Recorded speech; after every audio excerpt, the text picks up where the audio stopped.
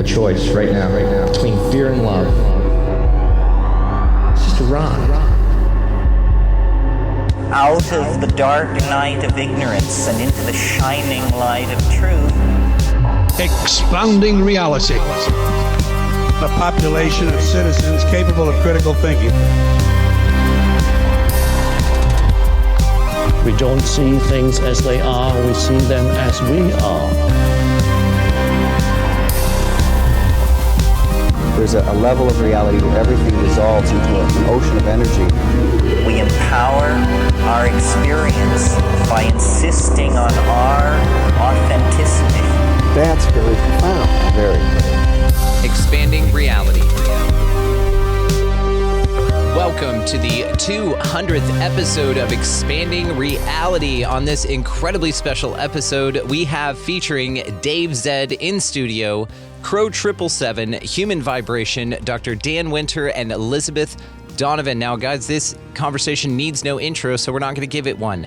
Without any further ado, let's get to it. The 200th episode of Expanding Reality.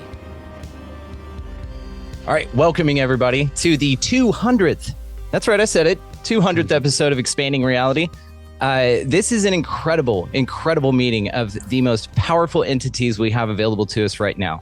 And I am absolutely grateful for everyone's participation in this. We're going to allow Elizabeth in here on the fly as we're chatting here. So to my right here, we have Dave Zed in studio with us. We have Human Vibration joining us, Dr. Dan Winter, as well as Crrow777. Elizabeth, as I said, is going to be joining us as well. And then we have our cat, Sam, here. Samurai, that's what that's short for. So he'll be joining us as well. I cannot thank you entities enough for being here with us. The topic for the 200th episode of Expanding Reality will be, what is real? What is real? That's a deep one, yeah. It's a deep one and remarkably subjective, as we will find out here. So if you don't mind, let's run it around the room. All of you need no introductions, but let's, for shits and gigs, let's just do it anyhow. Now, Human Vibration, it's great to see you. Thank you so much for joining us. And if you don't mind, young lady, introduce yourself. I believe you're on. That's okay. I was muted. Sorry about that. Thank you so much for having me. Human vibration. This is my favorite topic. This is reality and our experience within it, what it is, how we experience it. Oh God, that is just a topic of endless fascination of mine. So thank you so much for including me in this conversation. I'm pretty much on Twitter as an introduction, Twitter and Insta. I explore this very thing, the subjective nature of reality and all the inputs that we are given over a lifetime, over our whole lifetime, cradle to grave, cognitive conditioning, all melds together to kind of disrupt our understanding of reality and kind of morph it in ways. So this is just a fascinating conversation. I look forward to hearing what everybody else says. Do you want me to go into, once I start talking, it's hard to stop. So we might as well go around with the introductions. Let's do the round with introductions and then we're going to kick it off with you. Is that fair? Sounds great. Okay. As well, we'd like to welcome Elizabeth to our panel as well. Elizabeth, if you don't mind introducing yourself for the audience. Hi. Sure. I've been schooled in electrical engineering and physics, and I did a lot of reading as far as metaphysics and cosmology, that sort of thing. I have a book out. It's now called Quantum Horizons, and it's a lot of it's speculation, but some of it's about suppressed technologies as well, like anti-gravity, free energy, that sort of thing. And then I also evaluate different inventors' devices, and I test them, and I do consultancies for different people, and just troubleshooting things and giving them ideas and helping whenever I can. So that's about it. If I could just say very quickly, Elizabeth is an absolute genius. Just to say, I just want to bring that up first and foremost. Thanks to both Elizabeth and Dan, there's a lot of things that if it wasn't for them, I wouldn't know, have learned many things. So Elizabeth is an absolute genius. So I just want to throw that out there. Elizabeth is one of the world's leading electrical engineers in nonlinear physics and longitudinal physics and all that. Well, beyond grave, this is a surprise guest for me, actually. So thank you. This is a gift from Dave Zed and Dan. Dr. Dan, if you don't mind, Dave.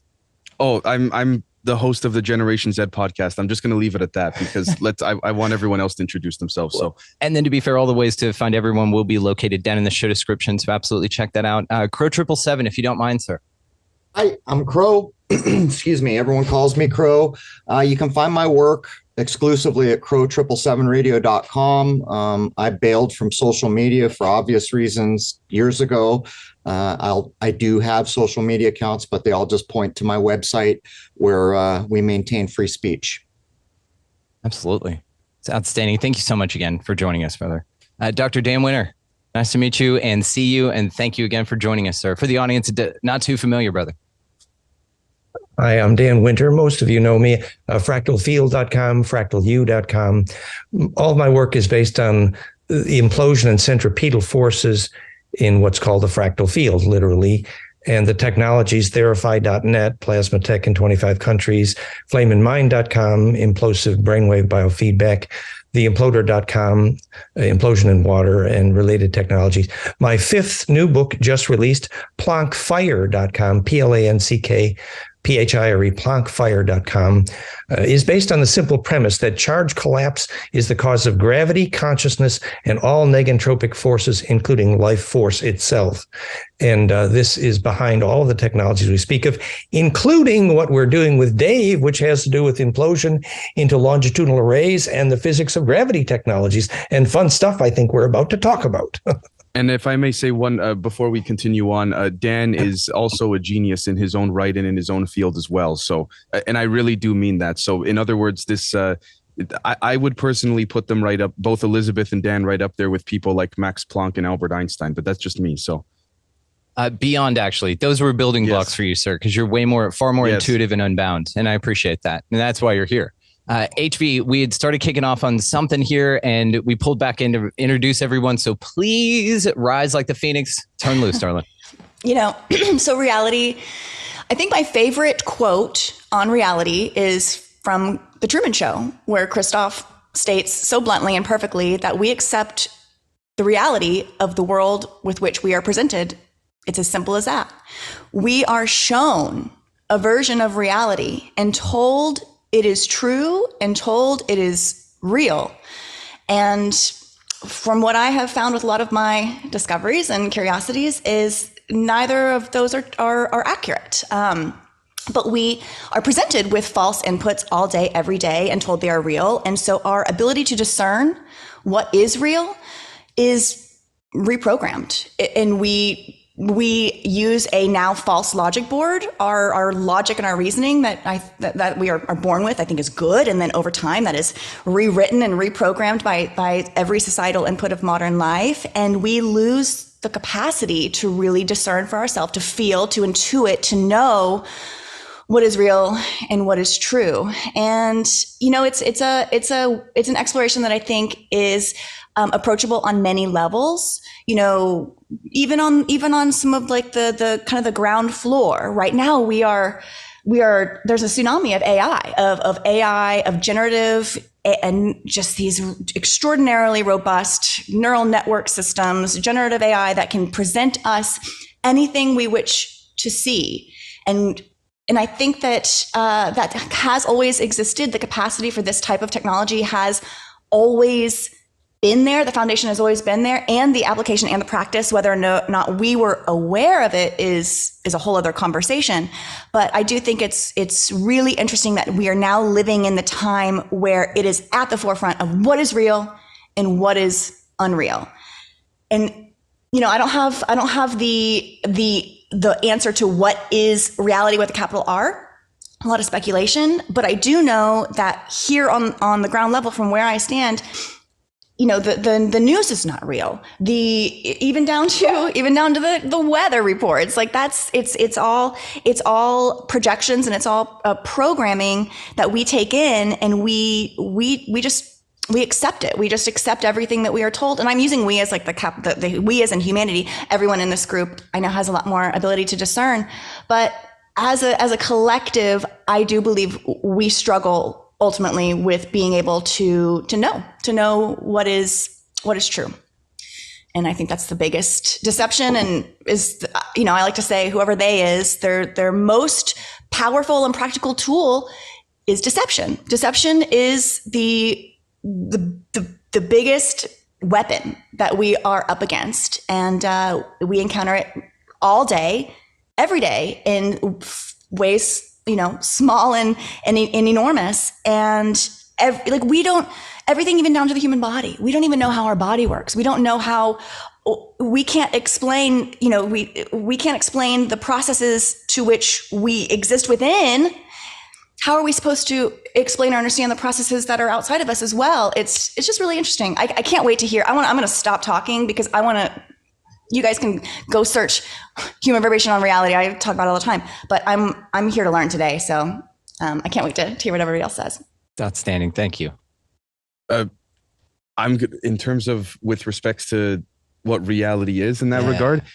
Well, this is interesting because this is where usually Dan, Elizabeth, and myself tend to kind of bounce off of each other. So if I may, actually, I'd like to hand my time over to Dan, if that's all right. Yeah, I mean, this is just an open forum as well. It's not an interview per se. Let's just absolutely go for it. If you're intuitively called to say something, please feel free to step in. And absolutely, and you're not censored in any way here. Everybody know that. If I may say as well, Dan, if there's anything perhaps that not to put you on the spot, if there's anything that you would perhaps like to present or anything of that sort, I would very kindly encourage it, only because that implosion to Planck point seems to substantiate much of what everyone is trying to understand here. And I think that that's something we can touch upon. So I'd like to hand my time to Dan. And actually, ahead of a presentation, Crow, if you don't mind commenting before we get into the presentation, is that okay?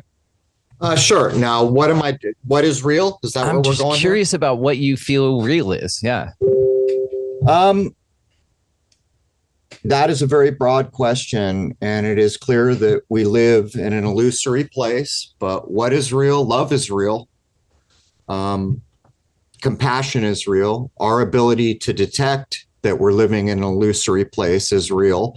I always say that there is no lie in nature, but how we perceive that can also be illusory. I liked that HV brought up Christoph. Our ability to detect that what Christoph is telling us is not true is real. The whole AI thing is going to open up the illusory world that we live in. It's almost magical.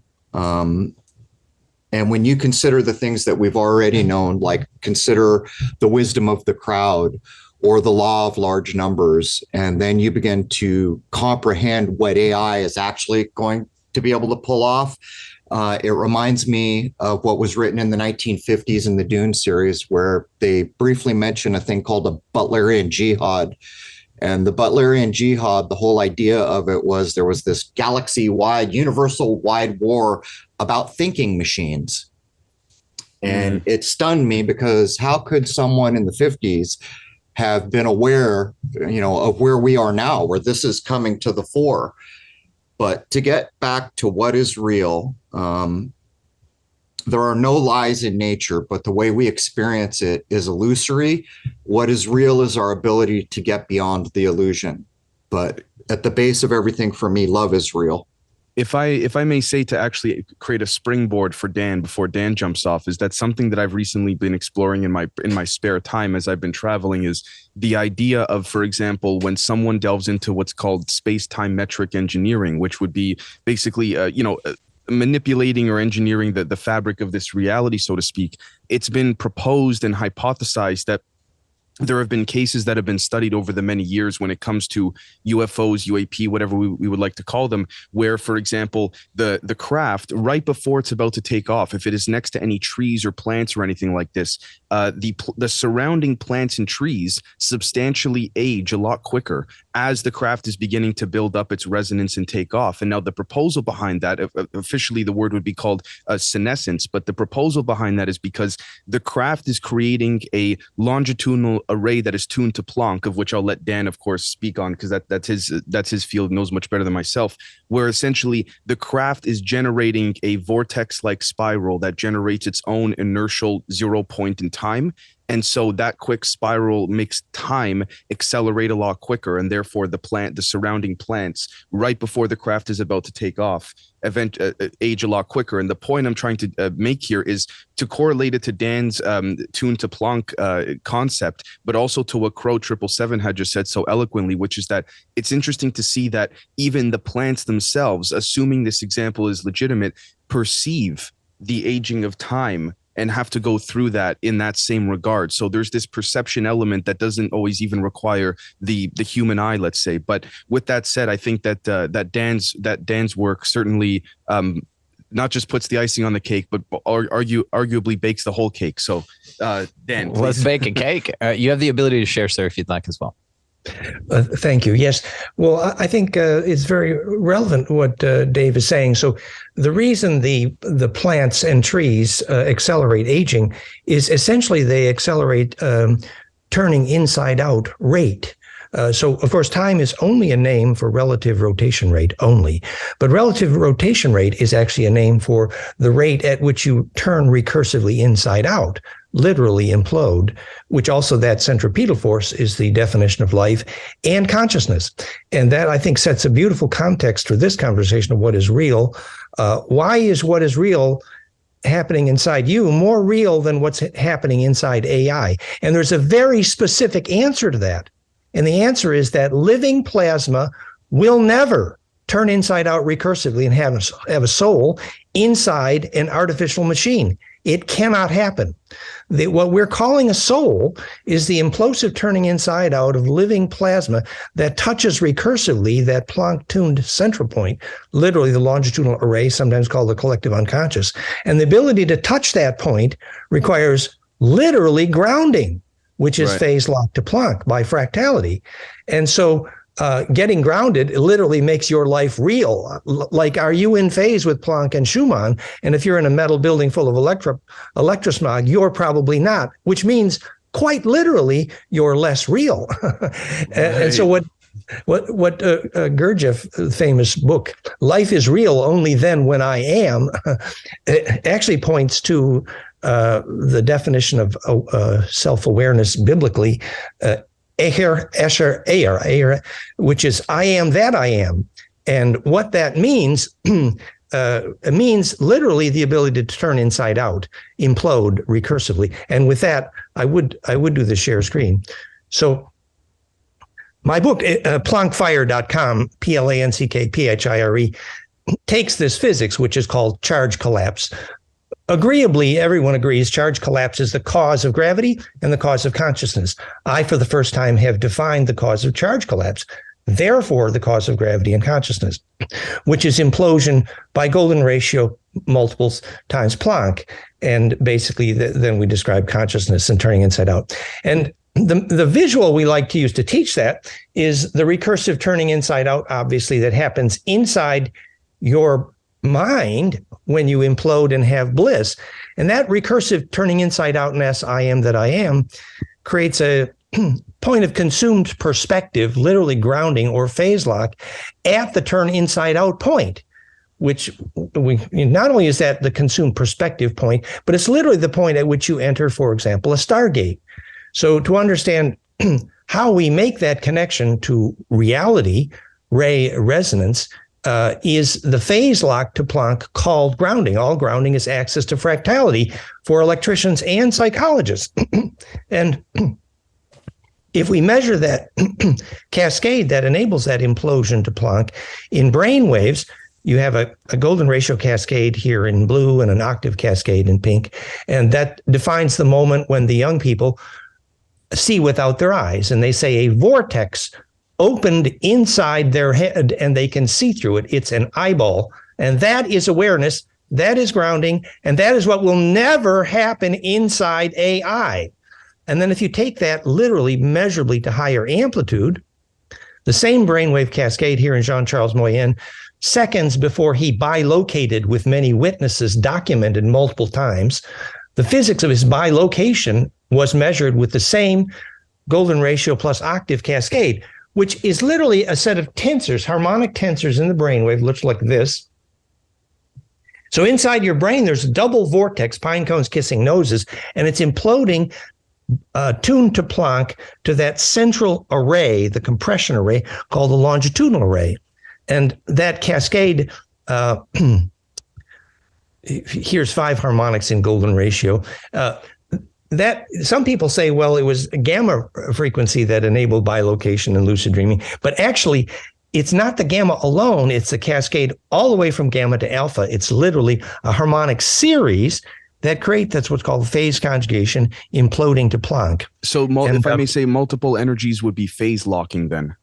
Yes, right. Yes, exactly. And that then leads us to, the physics of gravity. So, which is the subject Dave had maybe some questions about later. But yes. So if we look at that cascade here on the bottom right in Schauberger's piezo vortex, and Charlie Zeiss mapped the angle, the 76-degree angle, which is the peak of the Russian and the base of the Egyptian pyramids, enables golden ratio cascading to implode through Planck. And what that does is it pushes out a longitudinal wave at the center, squeezed through the wormhole, the nozzle of the squirt gun, which is Planck dimension, tuned to hydrogen.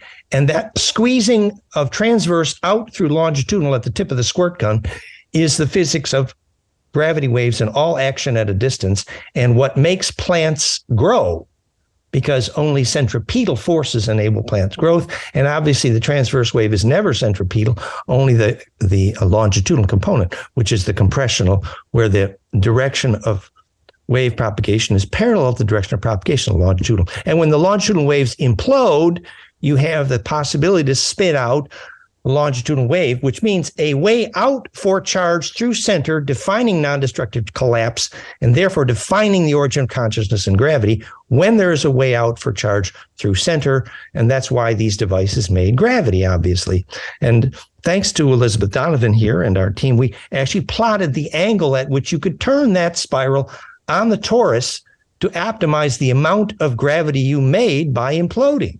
So it's not a coincidence that. Sorry, if I may say very quickly, if I may say, for those that are more interested in looking into Dan's work further, this can all be substantiated by a handful of individuals in the past, especially people like, for example, Richard Feynman, who had discussed that, for example, and I believe Elizabeth would agree here, and Dan as well, that the del cross operator or the dot nabla symbol would enable for the tensor metric to start to turn and become nonlinear. So that's what it. Yes. It's the screwing down the squirt gun. The final thought in that series was that's why Tom Bearden called that longitudinal interferometry, which he proved by equation is what gravity waves are made of. And the reason plants grow, the longitudinal interferometry, is also the physics of all action at a distance. You embed in that array the physics of how Jean-Charles bilocated with many witnesses. We measured the brainwave signature, and the entrance embedding in that array is the only definition of reality. I'm done. My God. Well, that was Dan. Thank you so much. That was incredible. Brandon, Yep. So let's tie it to how we perceive. Let's tie it to what is actionable in the understandings that we just got that are fascinating, man, and blowing my mind in all ways, because now it's tying to gravity. Now it's tying to UFOs. Now it ties to everything, which is reality. And this is what you talk about with the phenomena, that it's all connected. You discover that, you discover time travel, interdimension. It's all there because it's everything. And the I am that I am perfectly surmises what you're limited to is what you're capable of. And so you remove limitations with understandings and awarenesses and conversations like this, which is what lights me up to no other. So let's talk about combining this understanding with the way that we perceive reality. So Elizabeth, can you bridge the gap between what we just understood and some examples in our everyday life that we can see? Oh, Elizabeth, I think you're muted. Yeah. You're just going off over there and we're like, okay. So, going back to the aging of the trees, that's kind of interesting too, because, time flow is also a longitudinal wave phenomenon. So if you start tampering with that, you can also tamper with the flow of time. So that's another thing. So if the craft is not so much a spacecraft as something traveling in both space and time, or primarily in time, and I did a chapter on that, practical time travel. that was an interesting exercise. But anyway, what it comes down to is that when the craft begins accelerating, then you're going to see a redshifting phenomena going on. So it'll just keep going redshifting until it just disappears, but it's still there. If I could say, right, it's moving in the time axis. Right. If I could say very quickly, what's interesting that I find that I would like to add to, if it wasn't for Dan and Elizabeth, I wouldn't have come across this line of thought whatsoever. So the thanks goes to you guys. I stand on the shoulders of you guys. If you look, for example, at the human DNA strand, they talk about how there's the red strand and the blue strand. I find it very interesting and peculiar that the same way that they say there's a blue shift and or a red shift with the craft, it makes me think that there's that the gravity waves that are emitting from the craft are not only longitudinal, but they propagate in the same vortex-like array, in the same spiral-like fashion that our DNA is comprised of. So the gravity wave would be perhaps, I'm oversimplifying here, but a nuts and bolts version of something that we already have in our DNA. And that's the thing, is that there are a lot of examples of what's called the cavity structure effect here, where insects, bees shouldn't be able to fly the way that they do. Barvinikov, absolutely. Yeah. Flew that thing around, but it looked like something different to everyone who was zooming over with this thing. Right. So it seems accessible in nature, which again, nature is true. Like Crrow said, no flaws in nature. Crrow, have you heard of this guy, Dr. Barvinikov, this Russian scientist that taped a bunch of, I'm going to reduce the hell out of it, but taped a bunch of bug wings together and flew around like a UFO? I don't think I am. Cavity structure effect. It's fat. The physics is actually surprisingly simple, and it builds nicely on what is Elizabeth Donovan's excellent book, originally called Glimpses of Epiphany, and now has a new title, a version at fractalfield.com/propulsion, thanks to Elizabeth Donovan here. But in that book, primarily, he deals with the double helix of a quartz helix in what was called a Koski-Frost device, which made 800 times its own weight in gravity. The point was that it was a phase conjugate pump wave, which is that golden ratio cascade, exactly what the Schumann harmonic infrasound is. And when you put that phase conjugate pump wave on that helix, obviously the metaphor of your DNA becoming a gravity maker, but the simplest way, remember the cavity effect of Grebennikov is essentially a super dielectric in the presence of the hummer of the low frequency sound of that insect, actually. Now, the simplest way to think about that is to understand the physics of how the pyramids are a global wireless power grid, and were very functional in that regard. And they were called the Hummer, originally by the Arcturians. And the reason is because the piezo pyramid, also some super dielectric, like Grebennikov's insect skeleton, super dielectric. And so you take this dielectric, which is very piezo, and the low frequency infrasound, the same exact phase conjugate pump wave, that's the Schumann cascade, is the exact brainwave signature I just showed you making bliss, the same exact frequencies. You take those low frequencies, causing the pyramids to be called the Hummer, and the compression effect, because the angle ratio is golden for height to base, means there is an implosion converting the transverse to the longitudinal out the base. Sometimes it was amplified by Mercury. But the point was that then pump that into the longitudinal array, and every single pyramid is on the longitudinal array of the Earth grid. And Tesla didn't get that right and didn't get the frequencies right. So obviously he never got global wireless power going, because he didn't actually understand the fractality tuned to Planck required for global wireless power, the longitudinal array. But once you understand that, you can understand how your human bliss responding to your brainwave signatures, pumping your DNA helix and spitting out that longitudinal. It's essentially enabled implosion in every case. The physics of Blith, physics of pyramids, physics of gravity making, physics of life force. It's all about enabled implosion in living plasma, and no machine is ever going to do it. If I may add very quickly to what Dan is saying there, and then forgive me, human vibrations, if you want to jump in after myself.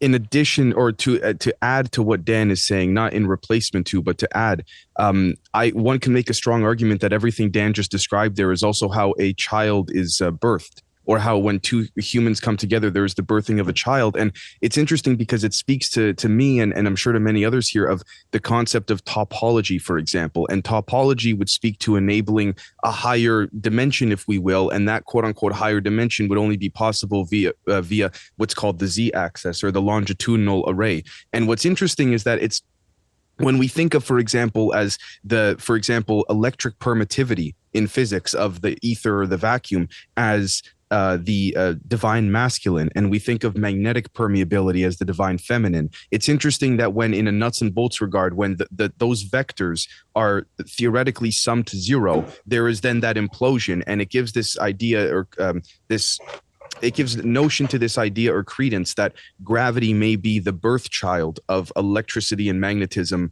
coming together in a particular condition. So, and it's interesting. You could make that very specific when you plot the point of max pressure in the birth canal, right, and the breath. Its golden ratio into the duration of the compression wave. Literally, the physics of why birth is blissful, that implosion, and the physics of that bliss is the physics of all ensoulment. And if I may say, to add to both the work of Elizabeth and Dan, if anyone would even be interested in looking, for those more interested in the physics side, with regards to, I believe they were Russians, Landau and Lifshitz, in the 1970s and 80s, where they talked about gravity being a second order effect of electromagnetism, then it would certainly substantiate everything that Elizabeth and Dan are saying here in this regard.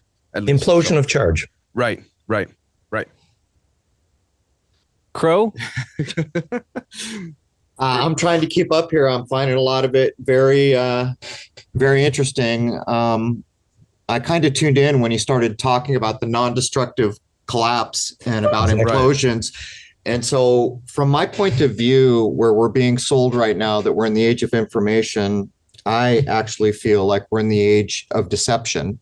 And I was going to ask Dan, is part of that deception, from your point of view, if you consider the things that have been foisted on us that they refuse to walk away from, while they're starting to now, like say the internal combustion engine, those explosions seem to be against the kind of natural processes that you're talking about. You're talking about a non-destructive collapse. You're talking about torus fields. You're talking about implosions. And here we go out to our car. It starts exploding and corruption spews from the tailpipe instantly. And so why, beautiful point. You could ask, why the hell haven't we gone to these more universally acceptable natural systems?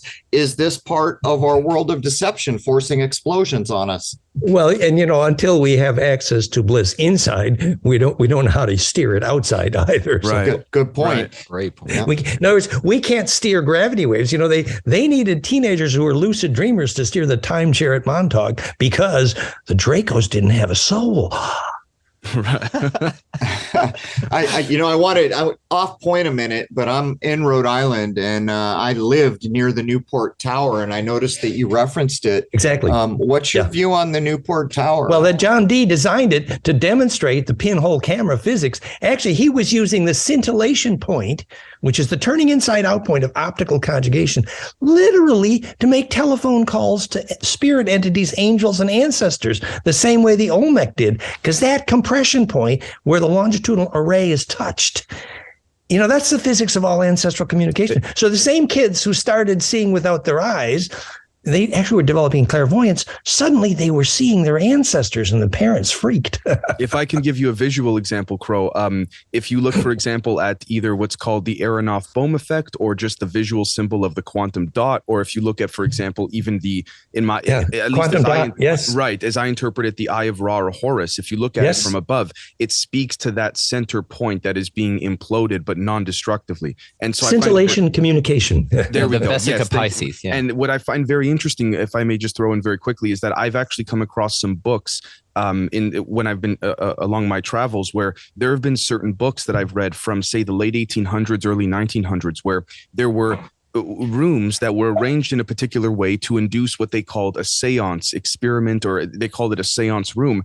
I then took that page and put it side by side with some of the modern pictures of what quantum physics laboratories are arranging today. It's identical in its arrangement, with mirrors, with lasers, et cetera, et cetera. So it's interesting just to see, to Crrow, to your question about the potential, deception and relabeling of things. What was called seance rooms pre-World War I is now called quantum laboratories. Entanglement, right? Literally. Yeah, exactly. Yes, and they even measured telepathy was only possible where the magnetic lines crossed. Hint: compression, the longitudinal array. It's physics. Right. And you spoke of bliss and this amplification of bliss that the pyramids provided. Perhaps it's one artifact, perhaps, but we talk about this also with these ancient churches that are stuck on these ley lines that were come in, taken over, and they only rebuild. Baalbek is a wonderful example of these. They just took the foundation that was there and built on top. So they always keep the foundation there, but they always change the appearance every X amount of 100 years. Yeah, the Vatican's, everything's on an ancient something or another. And the point of it really is energetics, right? Now, with this also, you have the churches that are built on top of this that have now even been destroyed. We have the whole Tatarian idea that comes in with this, but they've been the machines, let's say, that they are, these mechanisms of operation for these amplifications of energies, they've been disabled or dismantled in a way, just like the pyramids missing the capstone, so they're broken. It's like they took the batteries out, Right. But the windows on them as well sort of have a reflection pattern of the cymatic frequencies that are emanated with these organs and with these bells, and these bells are a whole nother thing. So sound plays a massive component in this. Yeah. Infrasound implosion. What's the infrasound implosion? So what's the significance between the structures, the structure of the building itself, where it sits energetically, and then sound component of these things as well? Well, remember that the physics was, as Kathy proved, the nuclear critical mass is reduced at those longitudinal node cross points, and telepathy, military quality telepathy, is only possible at those nodal cross points as well. And the measured nanoteslas of the magnetic line cross points was how they set up the cozy web mirrors for that reason. So everything which contributes and is in phase to implosion at the nodes enables that coupling, which is, we could say, impedance matching to the longitudinal array, which is DNA radio, literally, and access to even when the advanced cultures, the Andromedas, when they set up a Stargate, they start with a natural magnetic cross point. And access to that nodal array is the beginning of all lucid dreaming and everything that is going to survive death. Nature's already given us the model. We just have to build on it. Yeah, not force or go against it. Absolutely. Right. And live in harmony with the loved one, not Right. against it in these rigid cross-section structures and this unorganic way of this non-phi ratio. You find, and if I may say, if I may give a quick example as it comes to my mind of what Dan was saying with respects to when a self-implosion non-destructively does not occur, not just in a nuts and bolts sense, but even, for example, in an individual in general. If someone is starting to get, for example, very angry about something that bothers them in general, what I find very interesting about that is when it tends to be something within them, not externally. Well, so in other words, they're not able to self-implode non-destructively. They explode on those around them. Exactly. They say, oh, exploded all over that guy. It's in the vernacular. Right. It's trained in the programming. Yeah. So to die well, you need to compress well, actually implode, and bliss is required. It's interesting that today is Ascension Day, and I think Ascension should be canceled for the Pope until they learn the electrical engineering. And actually, the electrical engineering is quite simple. When you sit still in the node of that array and your aura gets bigger and bigger, and eventually, not only do you realize you can see down the nodes of that array like it's a wormhole, but then you begin to realize you can move things at a distance in that array, like aboriginals and songlines. That's called inhabiting the array. And that is the only definition of ascension in honor of today's Ascension holiday. And inhabiting the array would just basically be to see it as what it is and to be able to see your role in it. And to feel it. What you're feeling is, right. As you inhabit the center of that implosion, you get leverage on that array and you can steer a bigger and bigger tornado. And that's called growing up. And anybody ever, I couldn't agree more. And anybody ever notice, for example, and then I would love to pass it off to Human Vibrations. If would love to get your take on any or all of this. I on a more nuts and bolts sense, just to make that transition and translation there, I find it very incredible and peculiar. Of course, Dan being the one here with us as well, that if you look, for example, anywhere in the world, any government or any military, any even private company that is even rumored to be working on, UAP, UFOs, or anything like this, free energy, all of it, it's not so much physicists that are involved. It's more so electrical engineers. So I find it very interesting. If you look, for example, let's face it, Salvatore Cesar Paez, the UFOs, the Navy's guy, they say, electrical engineer by trade. Right now, that is not to say that there's any, that physicists are not needed, but it's interesting to see that there may be something that is missing from an electrical standpoint that physicists, or most of them, are not picking up on. Now, I would say that doesn't really necessarily apply to the individuals in this call. I'm speaking more so externally, but yeah, I find that just to, try and drop a breadcrumb there. So, human vibration. How are we doing? I've got so many notes. My mind is expanding. My reality is expanding. This has been so wonderful. Dr. Dan, I loved your presentation, and I loved how you brought it all back to bliss point, to the concept of bliss. This was something that in 2020 was kind of my awakening process, early 2020, January.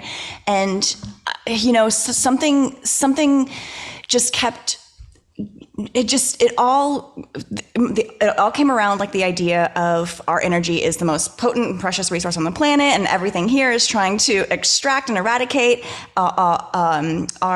extract our energies and eradicate our ability to be neutral in energy. And kind of like I think of bliss, I'm not sure if this is, the proper, way to view it from the physics standpoint, but I see bliss as like a neutral, as a net neutral energetically.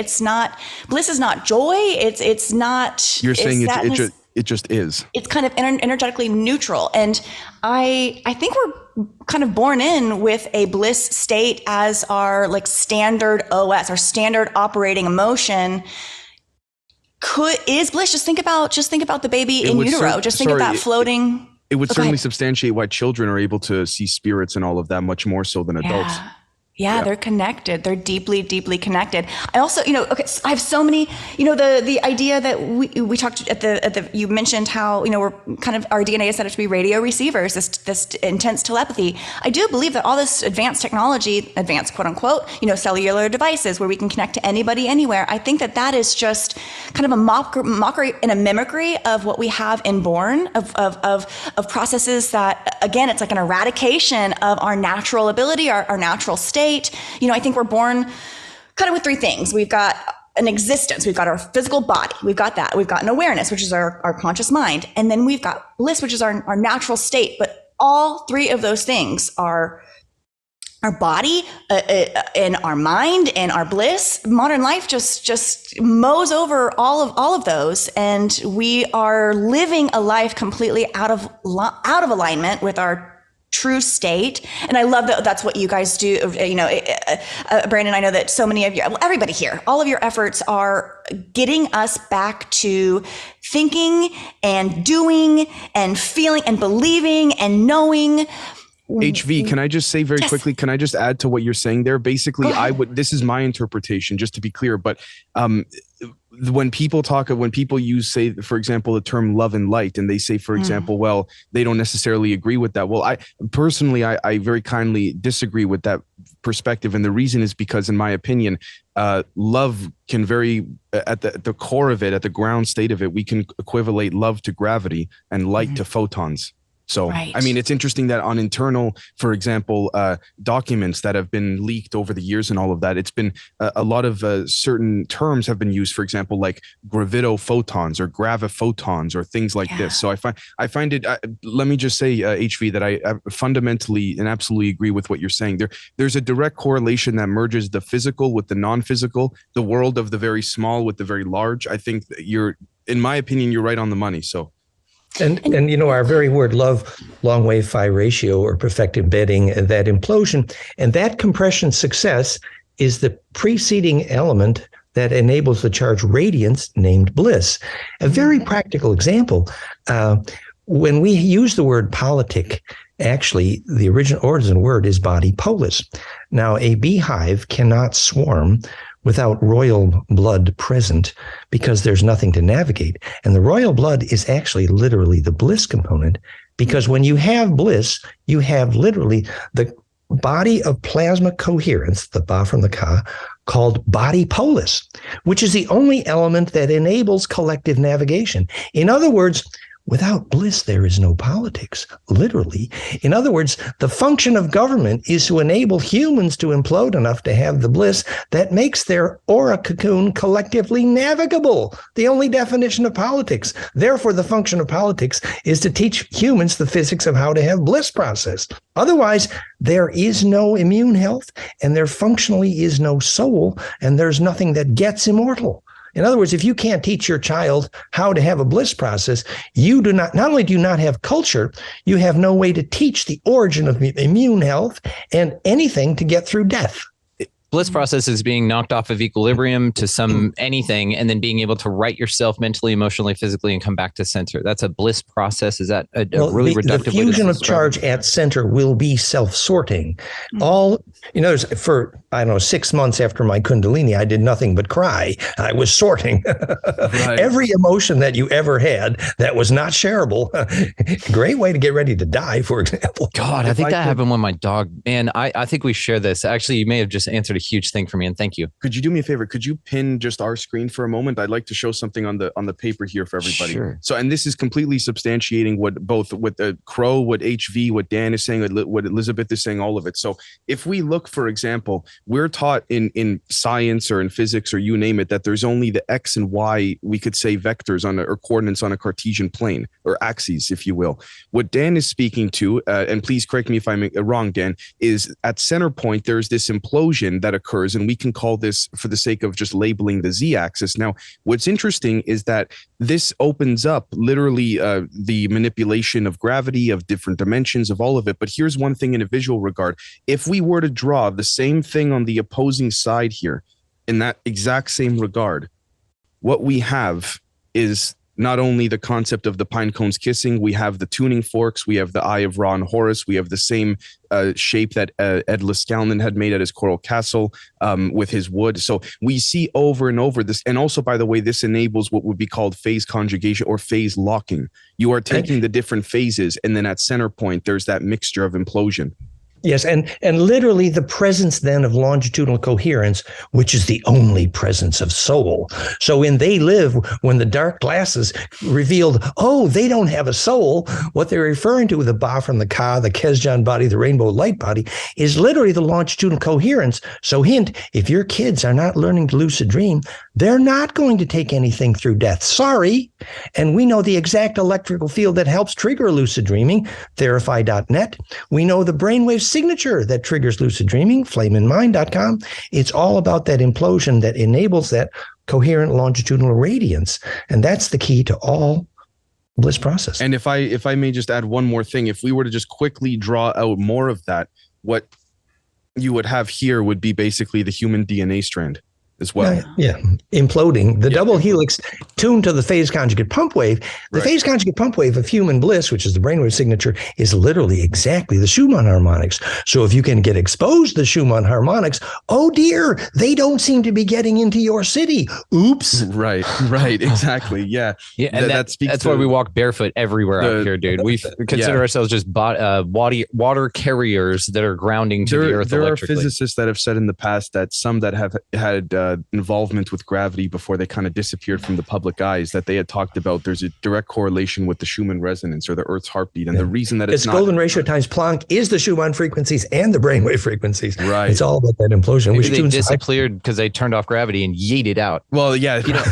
So then the question is, and I will pose this as just a, let's go speculate wildly. And actually I'm going to throw this one to Crow. If then now knowing what we know about the Schumann resonance and this planet and this place or our importance on this area, what is with the narrative to get us off planet and this idea that we can go somewhere else and this stirring us all up to get excited about it? Because now what we're hearing is that perhaps we need contact with Gaia just to exist and for reality to be a thing. It sounds like any time off of Gaia would then degrade our reality. May add to that very quickly, it's been known that astronauts, when they go up into space or whatever, it's a different debate, if you will, but they bring with them a little box. where it is emitting the Schumann resonance, because clearly there's some type of resonant phase locking, as we've been discussing, that needs to be at least somewhat within proximity of them if they're not close to the heart of Mother Earth, if we would like to call it that. Do you think this is what the little bags that the Sumerians were carrying perhaps was a frequency generator from their home planet, maybe? Anything history, I don't speculate, because the possibilities... Sitchin said that was the ME stone, the May stone of the Sumerian, from which we get the word measurement, Mayasa Uru. Actually, that was a Sumerian computer disk. But as a crystal, it's related to what's called the toy stone or fire crystal, which is as close as it comes to Elizabeth Donovan's Koski Frost crystal. This is why I don't speculate on history, because there's others that know far better than me. I just focus on the physics. So I like speculating wildly. I don't care. Crow, what are your thoughts on this off-planet narrative? I'm not buying everything that I've done in my personal experience and my half a decade behind a telescope. We're tuned here, and I currently accept that it's not possible to take physical things like lucid dreaming, a meditator. Maybe those people are leaving this space, but I don't think you take your tennis shoes with you. Right. That's where I'm at. Right.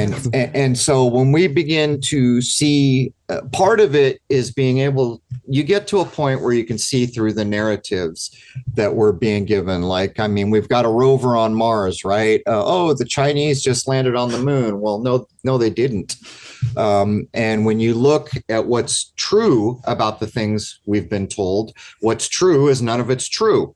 And when you begin to see that, you begin to see why. At this point, I accept that the sun is a lens. And I suspect, and I am less certain, actually, certain is probably the wrong word. It is definitely the wrong word. I am less accepting of my perception that the moon may well be better described as a reflection. But I am as confident as I can be that describing the sun as a lens is at least on the right path. And interestingly enough, some of the people that I have met just by dint of doing what I do, people who I would have never met in my regular life away from what I do, are in positions in high places, and they actually tell one another that the sun is a lens. I was recently informed. And It is well known among shaman that the heart of the sun is experienced as an eyeball and an organ of perception, literally Anu, and how Osiris inhabited. The heart of the sun is, in fact, not hot. And the reason it's an eyeball is because it's the most implosive and conjugate plasma in the solar system. So every advanced shaman knows that only inhabiting the heart of the sun is the way in or out of here. That's absolutely true. And it is an eyeball. And every ancient religion is a sun god religion for that reason. And the Anu, which is the geometry of how clairvoyants saw the heart of the sun, 7 spins, 5 spins, is actually literally this structure and the exact symmetry of the human heart and the heart of hydrogen. For that reason, it is pure implosive charge collapse and therefore an eyeball. Very true. So, it's true. You haven't grown up until you've inhabited the eye of the sun. It's absolutely literally the truth. So there's another thing I would point out, which is the flaw of our times, that the era of deception, and Dan just hit on it. The sun is not hot. And while all of our science convinces us, boy, if you get close to that sun, you're just going to burn up. Well, there are plenty of writings from, I don't know whether you want to call them alchemists or other things, that were saying this very thing. And then why are the mountaintops covered with snow? Well, science has an answer for that. Why does it get colder the higher up you go? Well, science has an answer for that. And it's part of this grand deception. But here's a question. We just did an episode on generations. Why would anyone over 100 years ago have spent so much resources and time to be working towards the world takeover that we see, that they think is coming to fruition now, when they're not going to be alive to see it? Well, I have partnered with Elena Danaan in her book, The Cedars, for example, and we believe very, very strongly that she's right, that the Federation has ejected the Nebu, the Greys, and the Dracos, largely from the solar system, and their minions are collapsing now, which is relatively good news, and that, in fact, what we call the Anunnaki, and Lil was one of them, actually, Yahweh, and was basically a pretty big parasite, and called themselves the chosen race for not good reasons. It was literally a genetic engineering agenda. But the bigger picture is that Enki, Ea, for whom Earth was named, has returned. He's outside of Ganymede and has a very specific agenda called Adam Kadmon, which is the restoration, you could say, the genetic recipe for the possibility of bliss. The reason that Lucifer and Moses had horns was that Kundalini enabled the plasma projection of the ventricle liquids, the physics of Kundalini, the charged radiance, which is ensouling, and the possibility for the human collective to teach their kids how to have a soul, and the genetic possibility for that is a bigger agenda than the parasites who set up most of the earth religions, and they were parasites. The Roman takeover of Christianity, and little Yahweh, the parasitic half reptilian Draco Anunnaki, who was the origin of the Jewish religion. I mean, this is not good news. There was a genetic agenda and extremely parasitic behind earth religion. So that's bad news. The good news is, once the physics of bliss is teachable as pure science, the absolute self-empowering of that transcends all ideas about, am I obeying God? That's pure crap. No, the possibility of becoming centripetal enough to become a sun god yourself, that is the self-empowering outcome of the big picture. And yes, there's lots of ETs here and involved, and all of them are involved in keeping us free enough from those parasites long enough to learn that simple lesson. And yet the ejections keep coming. Yeah. Well, actually, I mean, if you look around, the Earth seems like all bad news, but our ET friends are saying, actually, they did. They ejected the Greys and the Dracos out of Mars and the Moon and Ceres. Tony, I don't know Tony Rodriguez. I know him very well. So, and a lot of the bad guys actually have been ejected, but we humans have to deal with the human remnant of that karma. And the moment we are self-empowered enough to realize that actually, if you can teach your kids how to have bliss process, the origins of all possibility of ensoulment, not only is that the only definition of culture, it's the only definition of immune health and immortality. At that point, all religions are it's a nightmare that you can wake up from. That's the thing. You have separation from this in your reality right now, and that's what's real for you. Do you feel that way? That you, as an example here, I turned off the news, and therefore I'm not affected by what the news says I should be affected by. It's not in my reality anymore. I created that. So is this something that you're feeling is more of a consensus reality thing that we're all sort of subject to, whether we're under a delusion that it's not existent or not? I find turning off the news to be not appropriate. I find looking for the clues in the news that show that ensoulment is starting. I find that, like recent publications that publish the physics of the measured frequencies that trigger lucid dreaming, hint ensoulment, which, by the way, happen to fit my equation, golden ratio. So suddenly there's many areas of hope where humans are recognizing there are certain aspects of ensoulment that will immortalize them, and that will allow us to transcend our parasites. So yes, we need to wake up from the nightmare of history, because it was just a nightmare once we recognize the reality, but that doesn't mean ignoring it. Yeah, and not ignoring it in a way, alchemizing it is the way I'd prefer to. Yes, totally. So, alchemizing is literally the physics of imploding it, turning it all into literally bliss process. Absolutely. And when to this, and it's easy to get caught up in it because I dance, we dance within this stuff with the information, and it's heavy, and you feel your responsibility, or I've felt a former responsibility to facilitate other people's karma and wake them up, which I don't anymore. But what I mean to say is that with this, I found new clarity in the understanding of alchemy, that it's all just options of experience. And whenever they went on the news, and that I pointed this out, I say the lizard turds, first of all, I'm not a fan of the bad guy idea. I look at it as a motivating inspirer for us to really get our shit together and to come forward for a singularity. And it speaks to everyone in the language in which they need to receive it to be at their highest and greatest and show up to be the greatest and grandest that they can. And that's why there's a myriad in my mind of options of experience here that facilitate this. Now, whenever the governors came out, and there's a beautiful collaboration that's been put together, a compilation that's been put together of this and said, okay, well, we have 33 cases. We have 33 cases. We have 33 cases. When talking about the corona, at first, of course, we're all Freemasonic. Oh no, it's happening and all of this. The way that I looked at it after some reflection, not initially, is that 33 is the power, the number of ascension. It's a very powerful, spiritual, significant number. And so whenever it's being rolled out, it's not being apprehended in my mind. It's a signal that yes, it's going off, but I alchemize it in a way to where it was useful for me, to where I didn't sit in fear with it. I'm like, okay, good, it's going off. So my job now is to be basically a trip sitter for a bunch of people that are going to be bringing a bunch of things to the surface. They have no idea what's going on, and we're all walking each other home at this point, and it's kicking off. But in a positive way is how I perceived it. But I'm a boundless optimist. I mean, that's just how I see it. Well, in a practical biological level, if we had the first clue of what a soul is, and it's measurable in the coherence of the aura, not to mention the longitudinal coherence, so you can measure when the aura becomes detached, literally dissociated from the center of the body after vaccination, for example. So once you know what ensoulment is and can teach your kids that, then you will be able to make biological decisions intelligently. Until then, there's no possibility of medical intelligence because they don't know what a soul is. Even in terms of genetic engineering, it doesn't mean that genetic engineering is evil. No, it means that if you don't know what the hell a soul is, keep your hands off the DNA braid. I would tend to agree. Absolutely. Sorry about that. It's okay.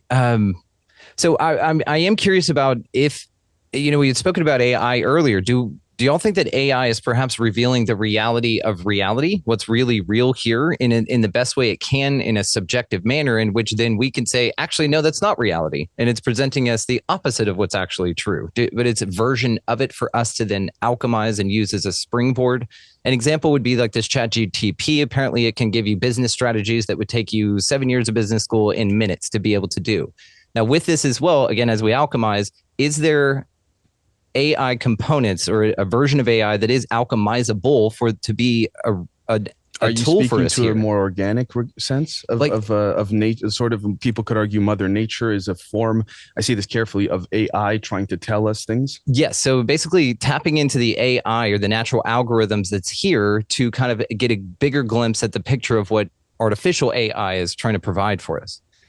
Well, first of all, there is nothing evil about artificial intelligence. It's beautiful, it's powerful, it's useful, and should be used. The evil is not to understand the difference between artificial intelligence and a soul. Let me give the example. When Swaru basically died, the Palladian and Tegotan, and they tried to resynthesize from her shipboard computer and thought that personality they resynthesized from the computer had a soul. It did not.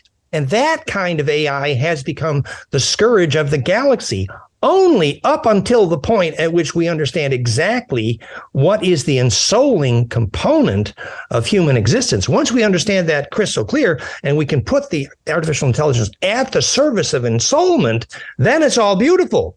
But as long as our teenagers think they're going to stick their memories inside a computer to get immortal, that is evil. Yeah.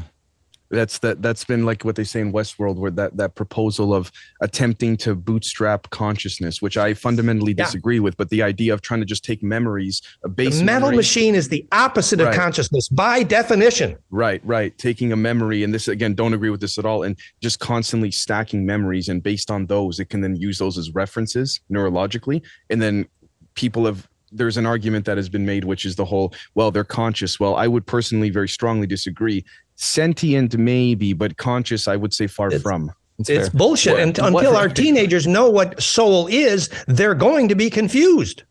They are. Now, I'm just curious because I've heard this argument brought up that the components that we would utilize to build a machine are all from Gaia. They're from here, essentially. So they're technically organic in a way. They're from this place and therefore carry the Schumann resonance. Is there anything to this? I'm just asking. The very word machination, the CH is from the Hebrew chem, alchem, the origin of the term alchemy, which means access to a black hole. Well, guess what? You cannot access a black hole in a metal machine because the dielectric is wrong. Hello. It ain't never going to have a soul in that damn machine. Mm-hmm. So as long as we make the soul in living plasma and use our machines to help us, it's fine. But if we don't know what a soul is, our kids are going to get lost real quick. If I may ask very quickly, and I would just love to integrate a question that one of my members had for you, Dan, which is, this one is from Kat, but speaking since we're on the subject, Kat would like to know what unique role cranial sacred fluid plays, if you could speak on its nature and function. Oh, it's beautiful. So the low frequencies of the spine liquid pump, called the tidals, it's a profound, beautiful infrasound cascade tuned to the heart rate variability, HRV, and the breath. All of that physics is at goldenmean.info/Kundalini. And you can see the low frequencies of the spine liquid pump precisely in phase with the breath and pumping up to the Schumann cascade as it drives the brain, the physics of Kundalini. And by the way, if your spine liquid is pumping, requiring that cascade, it is clinically then impossible to be depressed. So spine liquid pump physics is everything, because it is the platform upon which bliss is based and which Kundalini is based. That's why Moses had horns. And this is how consciousness can get consolidated, so it can then be passed into a crystal or other medium using breath and compression. It's the only way bliss can become bodily. Otherwise, it's stuck in the head. So you're going to have to, which is why you start with the Schumann, the Mayer wave 10-second breath, and the low frequency cascade HRV component, LF, pumps the spine liquid cascade, which is the tidal frequencies. And that's all the yoga of the origin of Kundalini and the spine liquid pump. And it's a beautiful physics of introduction to the physics of bliss. It's perfect. When you tidal, like tidal wave, the same, so tight. Like the term tidal is used in the sacrocranial literature up Ledger in Florida, who proved that it was clinically impossible to be depressed if your spine liquid is pumping. And the only way that spine liquid pump is if it's in phase with the Schumann cascade. You know, when one person holds that touches the fascia and they insert their attention into the child's body, and their spine liquid pump then comes into phase, and they're then healed because someone touched them and inserted centripetal force. That's example of the onset of phase coherence in spine liquid pump. HV, this is also why a lot of people have argued that our bodies are natural particle accelerators, because when you think of Kundalini, you're building up the resonance right up until the very imploding, and you're imploding. Yes, exactly. So it feels like a lightning bolt went up your tailbone and came out the crown of your head. And if you survived, yes, coming from Mother Earth, because from your grounding state, the particles are then, regardless of what the particles are comprised of, are then, because your body is dielectric, are then going up the body, from the ground up the body, and the resonance continues to build as it goes up to that implosive point. And it feels like you're inhabiting a lightning bolt, literally. Dude, I've heard horror stories. I mean, horror stories like you. They're much like yours. It can kill you, or I heard people die. Both. But if you remain centered and grounded enough, the acceleration of mentation rate is why I can talk fast. 30 years of intense Kundalini, and we have the most advanced courses on the biophysics of Kundalini on the planet. But just like in the movie Powder, if you can inhabit that lightning bolt like Daniel Brinkley did, everyone he touched, he had a flash of every intense emotion of their life, because his DNA became a superconductor. Because when you zap it with low amperage lightning at the moment of crystallization, just like a gold monofilament. So it's a beautiful introduction to bliss physics. Where do you stand on the human as a robot? I think we have a language issue. We see robots as hunks of metal with wires all through them. But if you compare, we're skinned just like a computer casing is skinned. We have internal wiring. Well, some have said organic containers. Some have like a bioorganic robotics. But when the feedback loop becomes recursive, like, in the Princeton Noosphere experiment, they measured when 3,000 people died on 9/11. That longitudinal propagation, they don't understand that was a longitudinal array. But by the way, no mechanical robot felt that. No. Right. What's with the random number generators that detected that? Because it's a Josephson junction, and they don't realize it's capacitive coupling to the longitudinal array. They're idiots. So there's a gradience in basically magnetic induction that pairs. Well, it's a Josephson junction which couples by capacitive coupling to the longitudinal array. What happened on 9/11? What happened? The Princeton Noosphere experiment famously measured the random number generators had a huge glitch on 9/11. Well, in fact, that was a longitudinal propagation because souls died. And the ability to pick that up generally doesn't happen in a machine. No, it happens in a living. Would a mass energetic event, whether or not souls died, but regardless of the souls that died, the response globally is a lot more than 3,000 people. So let's say a global billion responses. Is that what is shifting, making a shift? Is that what is influencing more so than the 3,000 souls? So regardless of the 3,000 souls, they shifted before the connection event to the array, so that those who had the ability to feel the force be with you, and no metal machine is going to feel the force be with you. Luke Skywalker knew that. He was right. He had to go to nature to get that. So That's the raising the dead. Right. So you'd have to basically, what would be happening as well would be a temporal anomaly as well with the number generators, because you'd be tapping that Z axis. Of course, there's a temporal, which is you can build a machine without metal, you know. Well, no, but the issue is the recursion that enables that connection to that presence. There are lots of beautifully advanced intelligences that don't look human. That ain't the issue. And many humans are recursive. Many humans live a completely recursive life with many humans on loops and loops and loops. But many humans, most humans probably are not in touch with their soul, actually. So are they robots? Well, they're in danger of becoming robots, yes. And a good clue is those who can lucid dream, those almost for sure are developing connection to soul.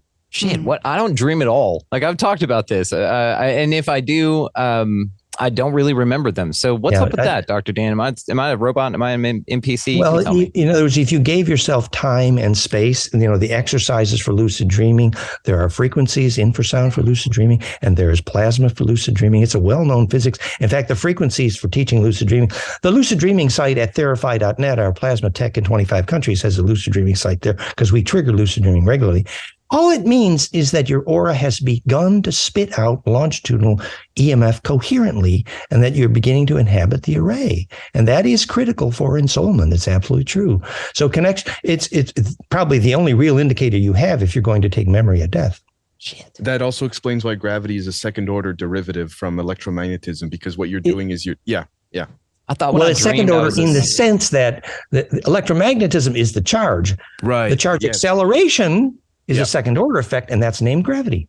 And that's why basically you'd have a sort of a locking in and a phase locking, because by definition you in the vortex. And that's also what a Josephson junction would be as well, as Dan had mentioned earlier. It's a capacitive coupler. Exactly. The capacitive node can couple with a longitudinal component if there's coherence massively. Okay, but I'm gonna have a tough time giving up the fact that when I feel like I go to sleep, I'm a super awesome space ninja on the other side, and I wipe my memory every time I wake up, so I don't remember. Well, I recommend studying lucid dreaming literature, and the physics is very instructive. The first time he went and the lucid dreaming, he could see his lover and not smell her. But the second time, what was the difference in that coherence you took with you into the array? If I may also ask as well, since we're on this topic, this is a question from Kevin for Dan. What product did Dr. Dan Winter have Jean-Charles Moyen use to test his brainwave activity, and where can we get it? Can this be used for training one's energy and biofeedback? flameinmind.com. Awesome. Thank you. And all this stuff's going to be linked down below. All these things, guys. Crow, it's a brainwave spectrum analyzer, and when you go golden ratio, that implosion is present, and it's a physics of bliss, and it's literally a flame in the mind. Quick question. Sorry, yeah. Crow, do you lucid dream? Sorry, I'm muted. Yes, I have. What are your thoughts on that process? Was it something you engaged in, or like surprised you, if you don't mind me asking?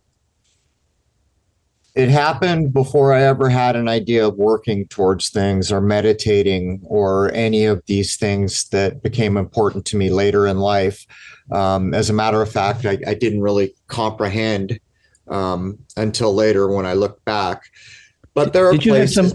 You had some indigenous blood?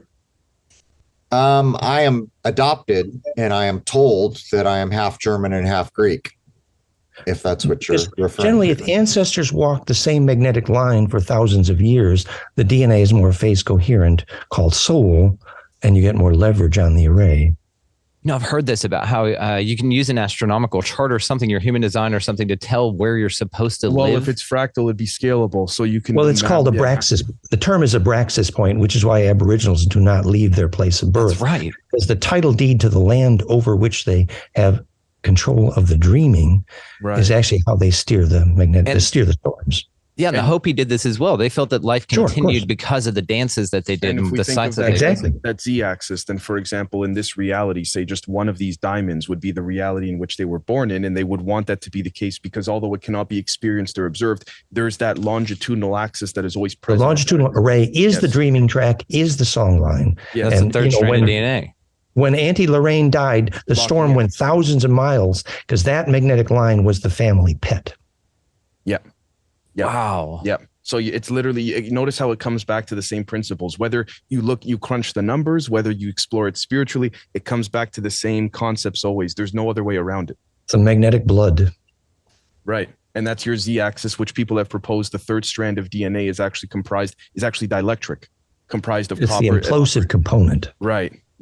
In which is very nano. It cannot be seen by the human eye, but it can be seen with quantum detectors. Well, actually, when the kids go into bliss, then they can see their ancestors. They can see. Yeah, I've seen these kids wearing these masks and like stacking blocks and picking cards. Exactly. And the same kids suddenly are talking to their ancestors and the parents freak. It's wonderful. Longitudinal physics is clairvoyance. Now, is this an environmental thing or an us thing ability to comprehend this? And then like the children are just coming through more aware of these things, or is this something environmental that's caused the change, or both? Well, kids who have access to nature have an advantage here, but the old trick was actually to go into the measurable EEG bliss state that enables kids to see with other eyes.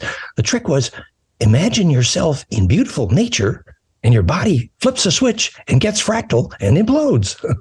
Damn, that's why, man, we're out here in the country. And so we're grounding, constantly walking barefoot all over the place, just enjoying the fact that butterflies exist. And we feel wonderful. Like maybe this is like the bliss process. Well, right on. Y'all are all welcome to come out here, by the way. You could come spend some time out I'm here. taking you up on that soon. Yeah, I gotta come see that labyrinth you were talking about. Dude, Dave, you had more questions, so should we let's if that's okay, if I just throw in a couple more. This is from a good friend of mine and member, Brian. Let's see here. What would seem to be the best way to amplify the seemingly small output of a Casimir device? Perhaps some type of Hertzian increase in the spectrum, or the Casimir effect is a very low power effect. Although if the two surfaces that are almost touching are very large, that very low power could become usable. Right. Now the way we couple low power, like the way we couple brainwaves, and then the way we measure whether a tree is getting the Schumann harmonics, which predicts which tree is going to live or die. We use capacitive coupling, basically. Right. And sorry, one last one. Might one view this superposition of 3D space, 3D time, and 3D gravity at the point of Planck fire during the brief Planck time interval to be, in fact, maybe the Big Bang, which starts with a kiss? The Big Bang is only a name for the propagation of Planck.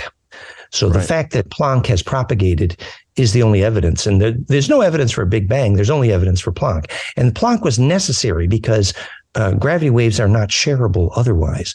So the only charge distribution that enabled gravity was the fact that Planck is the same for 1,000,000 light years in all direction.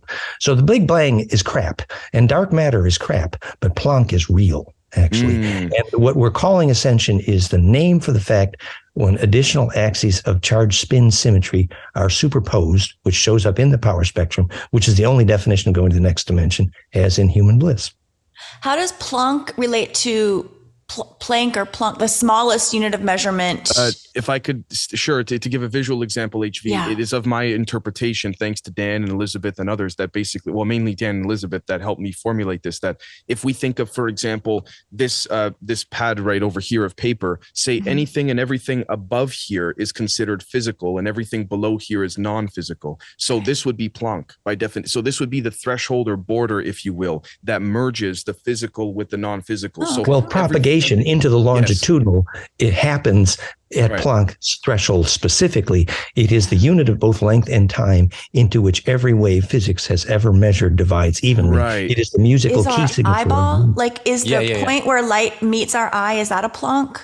Well, actually, the scintillation point where the phase conjugate optics implodes and converges, that is Planck. And that is where DNA radio starts and where ancestor communication is enabled. Planck is the ultimate DNA radio. Absolutely. I'm not saying this is what is, but if I may say, HV, to give you one final example, if we think of this pad as Planck as the doorway between say the ether, the non-physical, and then the physical up top.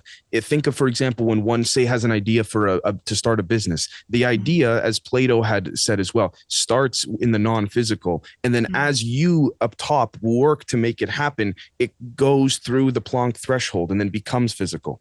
It's actually Planck times multiples of phi, called Phi cycle. Is that where the two cones, Physical. the physical and Phi non-physical? cycle. Yes. I love Phi that. cycle. They always hide it in the words. Is this where the two pine cones kissing? Is that the physical, Exactly. non-physical meeting at Planck? By definition. It's where they kiss. It's precisely Planck as example in the center of hydrogen. You take Planck times golden ratio, you get the radii of hydrogen, and that's the reason hydrogen makes gravity. And when you tune that to water and then DNA, you get soul. So it's much more of a densities thing then, perhaps. It is buoyancy and density. It is the point of wave agreement, the resonance that defines reality. Yep.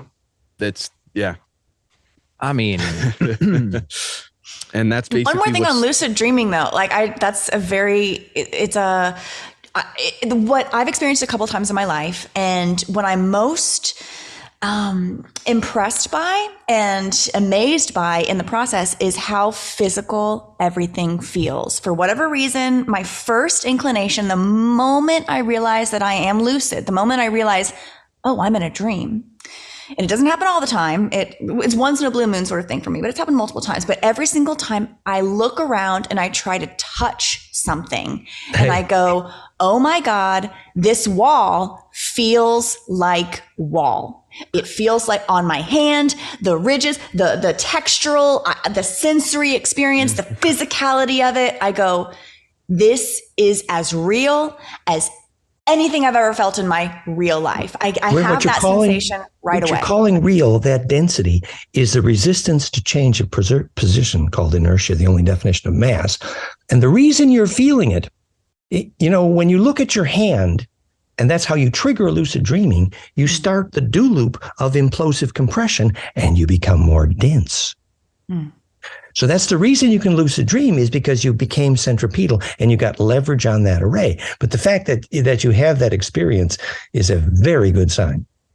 I usually wake up pretty soon after that, and I do try. Very cool. And I try to start a journal. Wake other people up. Like I've also noticed that I try to not wake up, but I try to, like, anybody passing me and they're just kind of like amorphous. I see them coming, but then they kind of disappear. Good work. I always try to stop them and go, hey, this is a dream. Can't you see that we're in a dream right now? But they and eventually luciddreamteam.com form a team, and eventually you'll go through the heart of the sun together. Wow. I did love the sun as a lens. Exactly. As a lens idea. I did think that was a very implosive good way to put it. Yeah. It's a squirt gun into the heart of the galaxy, literally. This explains when people speak about lucid dreaming and then heading into the lens of the sun. Exactly. Yep. Right. Yeah. Carry Mother Nature's silver seed to a new home in the sun. It's the only way in or out of here. So you're stuck in a small kindergarten a long way from downtown until...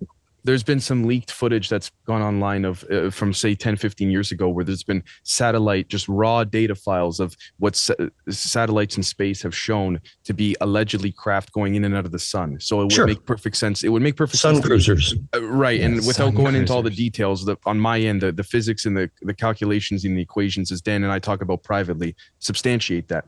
But that's just where I stand on that. So when are we building this thing and going through the sun? If your ET arrived in heavy metal, they came from the wrong side of the tracks. But if they arrive through the heart of the sun, you should talk to them. Right. So is this something we're capable of building? Yeah. Well, we're capable of building a lucid dreaming cocoon, a pod, a Ba from the Ka, a Kesjan, a rainbow light body that goes through the heart of the sun. Osiris had to inhabit the sun for more than regulating the timing of the flooding of the Nile. There was more to it. And by the way, that was Enki. And that's stronger than anything physical. That's literally, if we go back to that example of taking from the immaterial into the material, there would just basically be there would need to be enough of us in coherence or in for example, phase locking in order for that to occur. So then what a lot of people call nonsensical or imaginary ends up going from the imaginary state into the physical, and it beats anything that would actually be metal or anything solid here. Crow, I'll cut you off, please. I've actually acquired a really big hydrogen alpha solar telescope, and I'm aiming to begin doing with the sun what I did with the moon. But I was going to suggest to you, you don't dream, go get organic raw honey and take a big spoonful before you go to sleep. You'll dream your butt off. Yeah. I think I was interviewing an Aboriginal woman named Munya, and she said, "My dear, how do you think you got the cliche sweet dreams?" Apparently the Aborigines knew all about it, and here I thought I was so clever with my honey trick. But in a way, I feel like we've kind of sidestepped a crucial component of where we are right now. There are people with bad intent, backed by whatever you want to feel it's negative, whatever it's backed by. I can't speak to grays, I can't speak to aliens, but I can speak to what's going on. They're going for the whole enchilada, and they're trying to kneecap as many as they can along the way. The people who fell for their shots, all the deaths that we've seen, they're nonsensical science, their linear histories, their systems that require you to register everything. But right now we're at a crossroad. The digital money is coming, and we can sit here and wax philosophic about what AI is all day, but the problem with AI is they have it. That's the problem with AI. Until we know what soul is, we can't defend it. Well, my point would be is they have some powerful weapons to continue their push to control this place. And until we begin to look around with love in our hearts and help those around us detect and avoid the deception and not take the offers, because everything is an offer, we are not doing justice to our fellow human beings. If we jump off the ship because we can swim and we leave the others behind who need life preservers, then we deserve to drown just like they will. But we have an obligation here. Yeah, well said. And the definition of success is, does it feed the aura of the kids? And it's measurable. The kids aren't going to have an aura if they're inoculated, if they're turned into slaves, if they're glued to digital gaming systems, if they never go outside, if we make videos about Generation Z making fun of them because how idiotic they are. We're not holding up our end here. Well said. The real pressing thing that's going on is we are inches away from one of the final runs at total control. One part of it's going to come out as money, and part of it's going to come at us as AI. And the power of AI is, and they will be soulless. Exactly. Again, why would anyone over 100 years ago have worked towards this outcome? There's two possible questions: because they were so dedicated, they did their part for their family or whoever, or they didn't die. There's two possible answers there. These parasites there's thousands of planets with a similar problem. This is an archetype, and we get to enjoy that resistance because that's precisely what makes the soul rewarding. We needed that resistance. Let's not complain. Let's enjoy it. That's how I look at it as well. I don't bear the burden that Crow does. And we thank you for it, man, because you're doing a hell of a job. If we'd send anyone into the trenches, it'd be you, because you've stood up and stood for it. And this is where I've gotten with my own place with it as well. It got too heavy for me. Now, call me a coward in that respect. I got to a point where my service could be better done with those that were on the side that didn't need to be scared out of it, and that I could ease into this. But there's absolutely a much higher percentage of the sect of folks that need to be woken up that you provide that service for. Because as the Da Vinci quote is something that really, really tethers me to this idea, is that there are three classes of people: those who can see when shown, and those who just can't fucking see.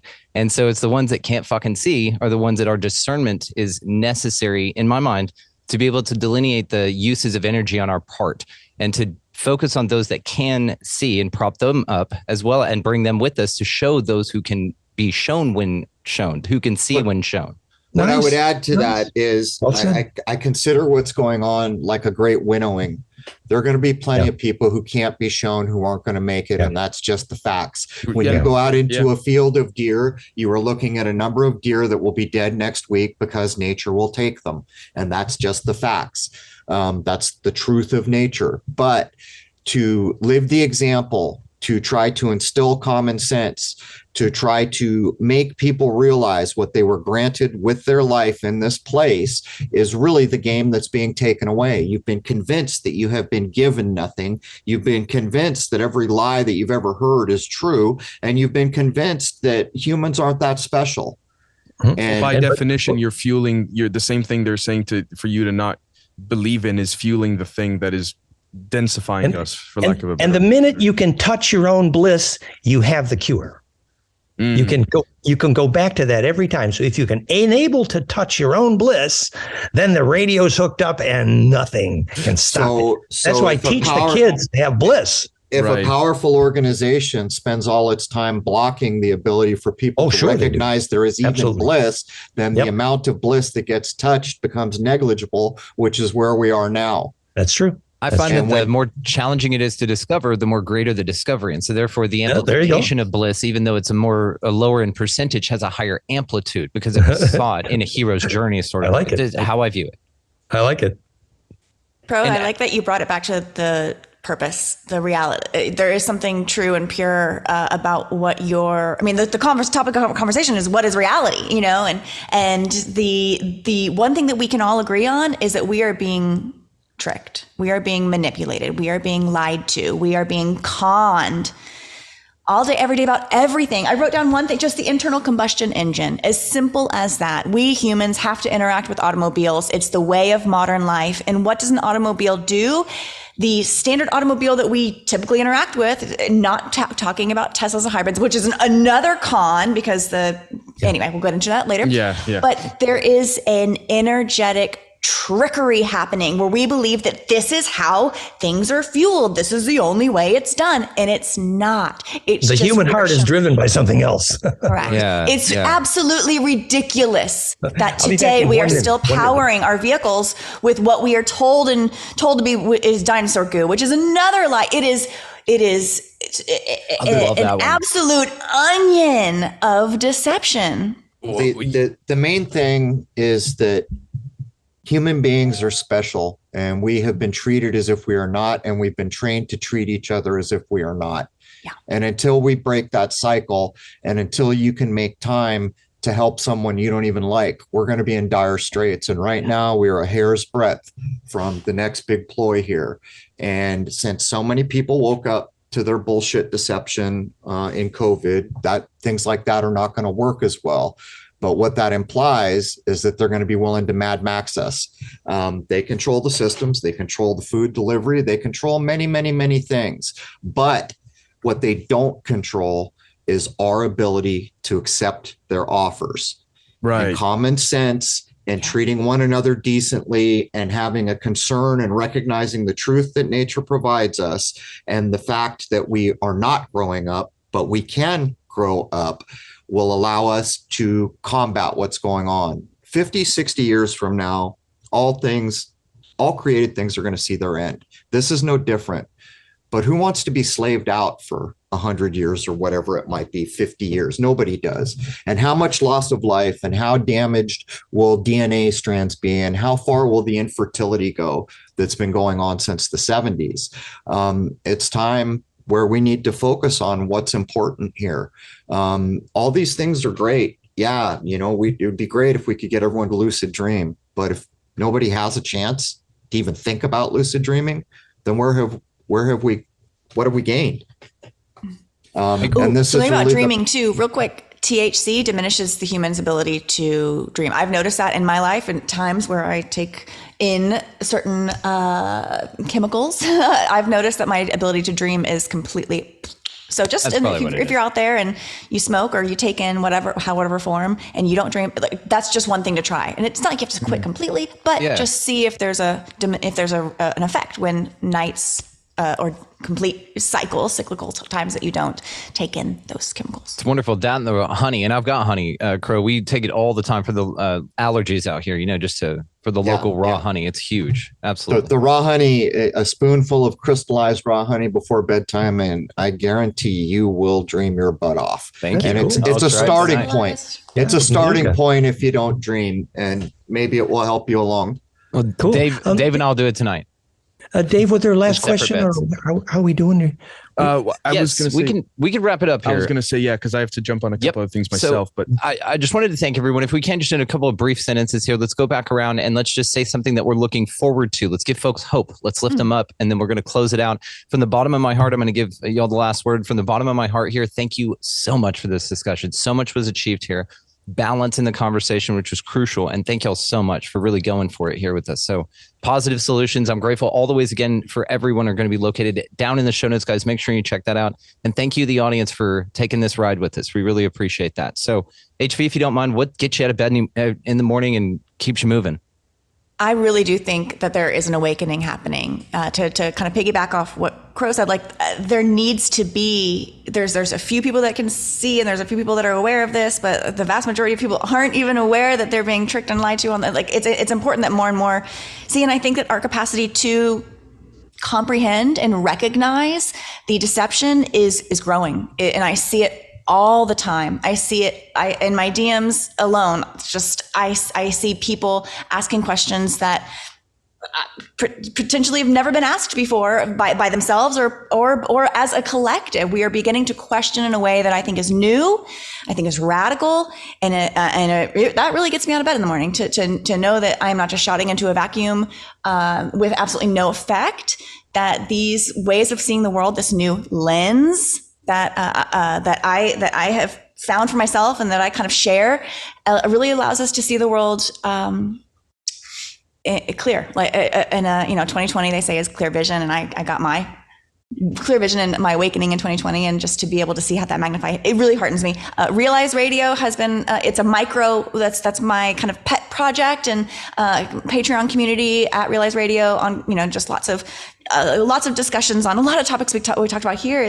And that has, to see that build in its own small but very organic and real way, the questions that are being asked there, the discussions that are happening there, there's something happening. There's something very powerful. We are powerful, energetic beings in an energetic realm. And I think that we really do render the life ahead of us. I think we influence this place more than it influences us. And I heard a great quote, don't fight back, fight forward. Fight forward. And I think that's kind of what we're doing. And we're not even fighting. It doesn't even need to be a fight. It just needs to be a harnessing of our energetic, of our energy. And I think that our attention is, again, the most precious, our human energy, which is measured in joules, like a jewel, like a crown jewel, but it's spelled differently. But we're just really special. We are so special, and we're so powerful, and we need to get to it. We need to learn it. We need to learn it right now before it's too late. Yeah. And Human Vibration's doing some wonderful work. Her and I have a conscious parenting community that we're working on here, full of homeschool options, solutions, things like that for parents that are very over the matrix. So those type solutions, and we'd love for you to be a part of it. Anybody looking to do that, email her or I about this, and we've got that community growing. So thank you so much for joining us. Crrow777, sir, thank you so much for your time, man. What gets you out of bed every morning? Keeps you moving? We have to stand up. We have to try to make the best out of our generation. And it's been a few generations since anybody was concerned with making the best out of their generation. We've been beaten down. We've been deceived. We face corporations with unlimited resources that have intentions that don't include the concerns of living men and women.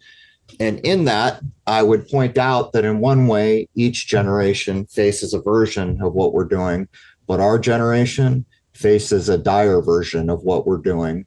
The results of what happens with our generation will echo on for a while. And while all created things will see their end, I will leave you with this following idea from a book called Hagakure, also known as the Book of Samurai.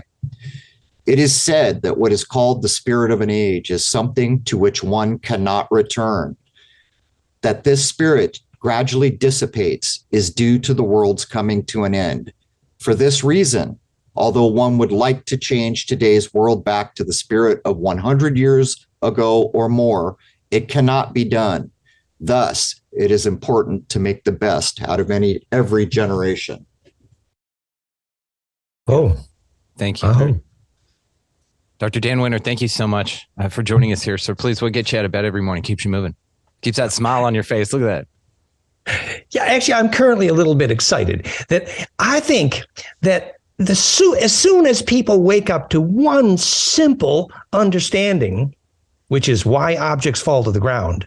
If you take the new equation for hydrogen, it looks like a rose. So the reason hydrogen makes gravity is that implosion. Now, once you learn why objects fall to the ground, hint, Einstein didn't, NASA didn't, Stephen Hawking did not have a clue. Once you learn why objects fall to the ground, then you can learn why life force exists. You can learn why bliss exists. You can learn why soul exists. You can learn why immortality exists. You can learn why action at a distance exists. All of that is possible just after you figured out why objects fall to the ground. The top-down view of hydrogen as a rose. It's called plankfire.com. So learn why objects fall to the ground, and suddenly everything is open to you. You are empowered because you can inhabit the array. That excites me. That's awesome and empowering. So let's do it. That's our committed goal. Let's learn why do objects fall to the ground. That's the question for the next one, and we're really going to dissect it. Dave, give us the last word if you don't mind and sign us off for this, the 200th episode. And again, thank you all for listening, for being here, and for participating. What gets me out of bed in the morning? Heart, and that others have it. That's it. Nice. That's it. Because then yeah. Standing on the shoulders of what everyone else said here as well too. So for me, it would just be Generation Z, ZED on YouTube, Apple Podcasts, Spotify, Podbean, and of course patreon.com/Generation Z, where we have similar type discussions, except not always with as fantastic of a panel in our member side and all of that. So I would just leave it at that. And Dave is leading quite a team. It's wonderful. To be divulged in the future.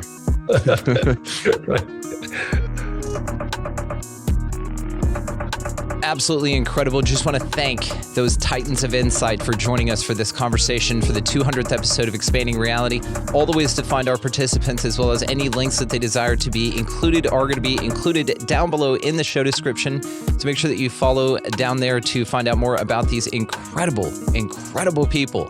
Just want to, again, say personally from the bottom of my heart to them, as well as all of you, for this 200th episode and getting here. Thank you all so much. Now, moving forward, a lot of big changes going to occur, all of them exciting and wonderful. To find out more about that, check the show description down there that reads expandingrealitypodcast.com, and don't be left out on any of the details. Now, that's all we have for this one, guys. So we're just going to keep it nice and short and sweet on this. All of our affiliate links and everything else are always located down in the show description. Help yourself to those. Beyond anything else, though, go out into this incredibly beautiful and mysterious place, and y'all pick up a piece of litter. Be nice to everybody that you come across, please and thank you. Go ahead and get out of that left-hand lane if you've got someone behind you wanting to pass.